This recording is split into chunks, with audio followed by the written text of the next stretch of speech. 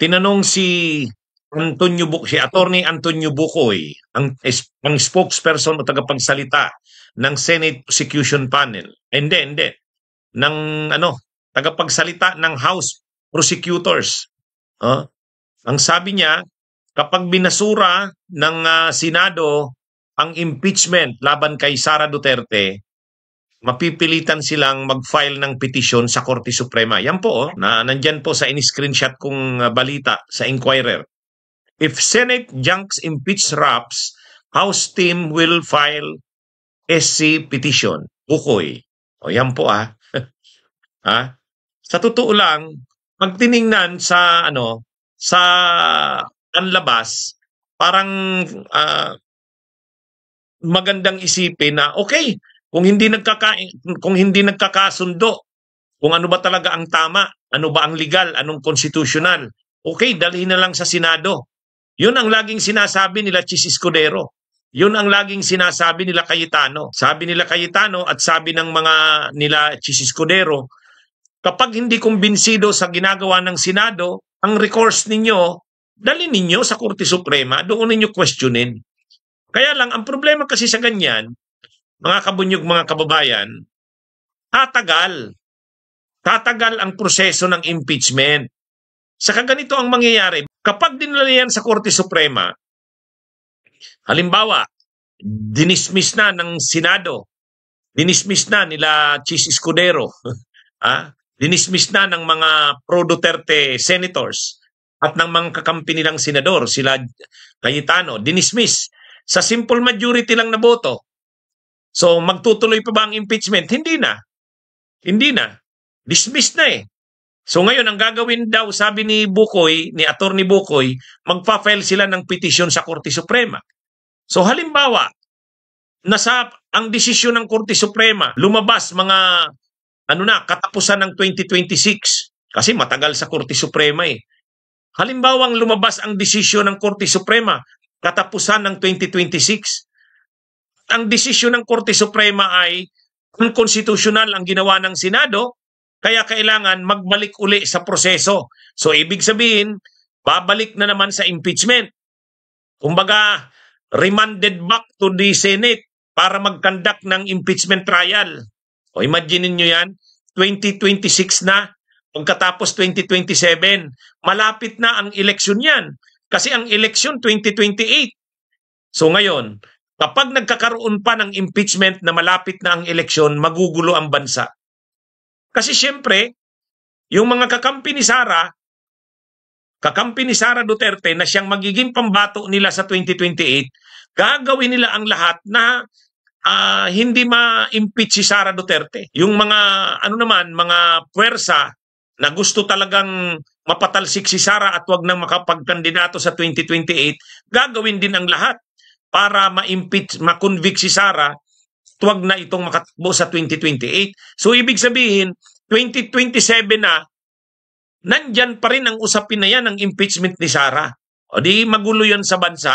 Kasi dapat pag malapit na ang 2028, anumang problema ng mga naglalaban-laban sa politika, re-resolbahin na lang dapat yan sa eleksyon na.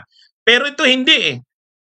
Ang mangyayari dito, i-dismiss ng Senado, tapos pag dinismiss ng Senado, sabi ni Attorney Bukoy, magpa-file sila ng petition sa Korte Suprema. So paano ngayon ang mangyayari? Pag naglabas ng desisyon ng Korte Suprema na mali yung desisyon ng Senado na i-dismiss ito, papaulitin ang impeachment. Ibig sabihin, mag-i-impeachment, mga kabunyog. Hindi na ba matatapos yung impeachment na yan? Ang nakalagay sa konstitusyon, dapat pag may reklamo sa isang impeached officer, kapag na-impeach ang isang opisyal ng gobyerno, forthwith, kaagad-agad, mag-conduct ng trial at mag-decide. Ibig sabihin, ganun ang demand ng konstitusyon. Mabilis na resolbahin ang impeachment.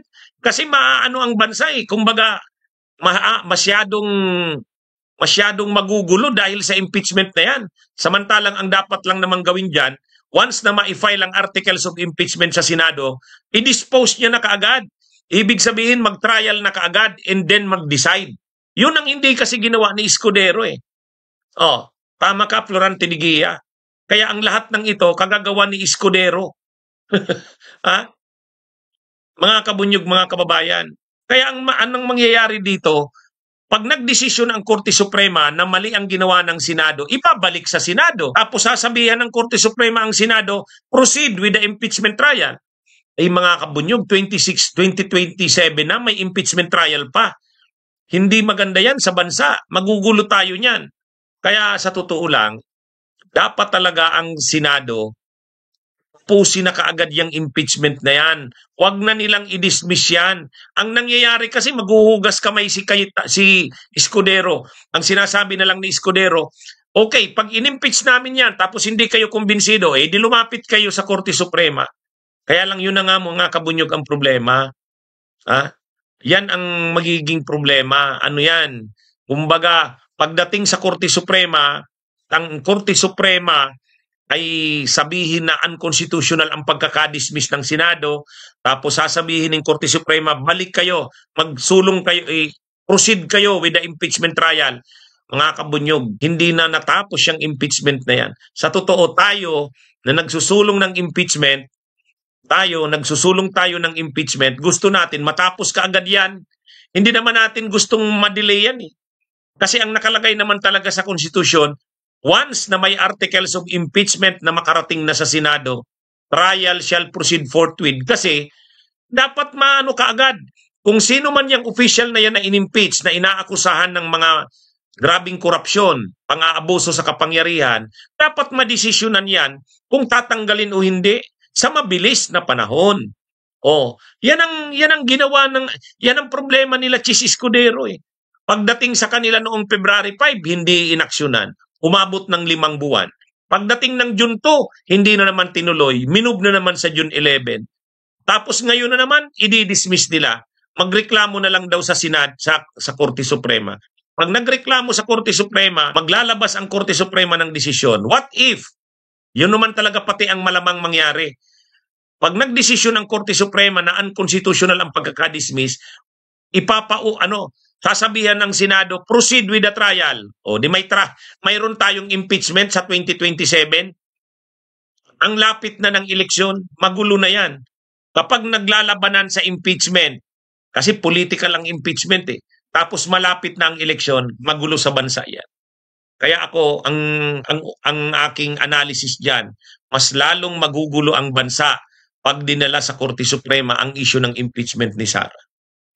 Kaya, yan. Sabi ni Florante Digia, okay, attorney, yung dos amigos nyo ni Sir Ronald Llamas. Good job. Salamat. Sabi ni Eliazar Enriquez, pwede bang bilisan ng SC ang pagdesisyon? Kasi alam naman natin ng Korte Suprema, matagal talaga yan magdesisyon eh. Tingnan nyo. Diba, i-final yung impeachment, i-final yung articles of impeachment sa Senado, February 5. Pagka-file ng articles of impeachment sa Senado, kaagad-agad yung mga abogado ni Sara, nag-file na ng petition sa Korte. Actually, mayroon ng petition sa Korte Suprema, yung final ng kampo ni Sara. Pinapabasura nila yung impeachment. Hindi pa nga ngayon nare-resolve ng Korte Suprema eh. Lalo na ito, magsisimula na naman sa uno ito. Kaya ang hindi lang maganda, yung malapit na ang eleksyon ng 2028, may isusulong pang impeachment. Yan ang hindi maganda sa bansa. Kasi magkikreate yan ng klima ng kaguluhan. Magiging masyadong mainit ang eleksyon sa 2028. Tapos magkakaroon ka pa ng impeachment. Actually, ang impeachment sana, yan ang nakalagay sa konstitusyon na mapayapa, demokratikong proseso o mekanismo para ang isang mataas na opisyal na sa tingin ng tao ay nakakumit ng katiwalian, pang-aabuso ay maaaring matanggal. Ngayon, ang sabi sa konstitusyon, dadaan sa Kongreso. Ang Kongreso ang mag-i-screen kung dapat nga ba talagang isulong ang impeachment. Pag nagsabi ang Kongreso, ang Kamara, dapat isulong, pa-file yan sa Senado. Ang Senado naman, pagkatanggap, kaagad-agad, trial na kaagad. Pagkatapos ng trial, decide na kaagad. Tapos na. Okay. Kung yung official ay may sala na talagang dapat namang i-remove sa office, di ma-remove na siya sa office. Kung wala naman siyang sala, kasi mali pala, kulang pala sa ebidensya, hindi naman hindi naman talaga pala nagkasala yung official na inimpeach, mananatili siya sa pwesto. At least tapos kaagad yung issue. Tapos kaagad yung issue. Yan ang gustong mangyari ng konstitusyon. Forthwith, yan ang hindi ginawa ni Cheese. Yan ang dinidelay niya. Tapos ngayon, magpupunsyo Pilato na naman siya, maghuhugas na naman ng kamay, i-dismiss nila yung impeachment sa technicality.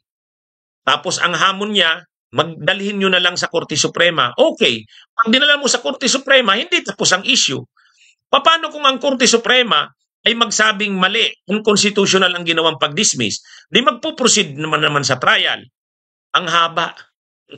Ang haba na ng proseso na yan. At mangyayari pa yung impeachment na yan, malapit na ang eleksyon. Mas lalong, kumbaga ang tensyon, yung init ng impeachment na yan, maano yan. Ayaw natin na maging magulo. Kaya mga kabunyog, mga kababayan, yan ang nangyayari dito. Ang sinasabi ni Attorney Antonio Bukoy, kapag na-dismiss ng Senado, magpipetisyon sila sa Korte Suprema. Yun naman talaga ang legal na recourse. Yun talaga ang legal na recourse. Pero yun na nga, bagamat isa naman talaga yan sa pwedeng gawin, pero mahirap kasi ang mangyayari, ako kasi malakas ang kutob ko, pag nakarating sa Korte Suprema, sasabihin ng Korte Suprema, unconstitutional ang ginawa ng Senado. O di pag sinabing unconstitutional, babalik sa Senado, magta-trial uli. O, imagine niyo yan. Kung ginawa na ba yung trial na yan ngayon pa lang, o kaya nga nung February pa lang, tapos na ang issue. O, diba? Tapos na.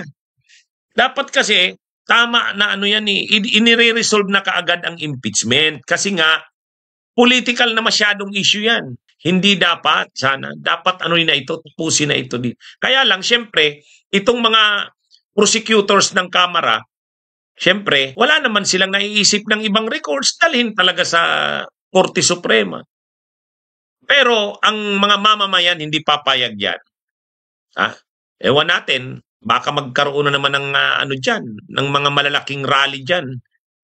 Kaya nga shout out si Makabayan, shout out sa iyo. Kaya nga itong si Chis Escudero ang nagpapagulo nito. Sa totoo lang. Tayo naman na mamamayan, ang gusto lang naman natin, mag-proceed na sa trial, makita natin ang mga testigo at ebidensya, marinig natin ang sagot ni Sara, tapos mag-decide ang mga senador. Yun ang pinakatama. Tapos ang issue. Tapos ang issue. Yan yung yan yung demokrasya. Yan yung demokrasya. Yan yung hindi ginagawa ni Cheese. Ang ginagawa ni Cheese, inaabala. Dinidelay. Kaya nga ang tawag kay Cheese, hindi Superman, super delay. Tapos ngayon, kapag dinismiss nila yan, hindi naman matatapos ang issue na yan, dadalhin sa Korte Suprema. Ang Korte Suprema naman, pag siyempre sa tingin ko makikita ng Korte Suprema unconstitutional, ibabalik na naman sa Senado. Proceed na naman sa trial. Wala nang katapusan. Magulo na ang bansa natin. Sino ang gumagawa ng kaguluhan? Hindi ang taong bayan. Itong mga senador na to. Yan mga kabunyog, mga kabayan. Magandang araw po sa inyong lahat. Mabuhay po tayo. Bunyog, bunyog, halikan na kasama ka. Bunyog, kapag buklod ay may pag-asa. Luzon, Visayas, Mindanao, isa ang pananaw. Sa bagong Pilipinas ang bunyog isisigaw.